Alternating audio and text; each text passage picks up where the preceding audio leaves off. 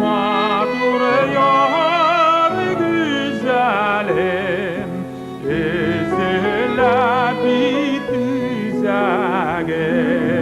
Özünün hasretin şahımız, din şahımız, bılı bılı bılarına vasılı yar. Vasılı yar gügerşen, kurmin işik düzermen. Vasılı yar gügerşen, kurmin işik düzermen.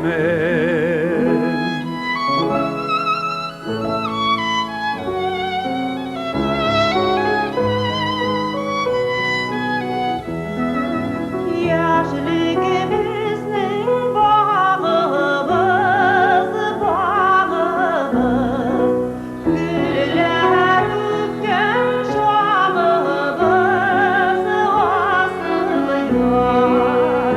Matur yar kış bayım, ayrılağız düz bayım.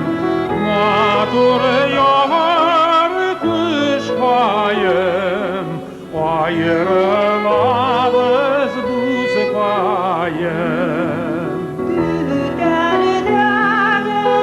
güller kemik, güller kemik, güller özgen şamımız, vasılı yar. Vasılı yar kış bayım, ayrılmayık düz bayım.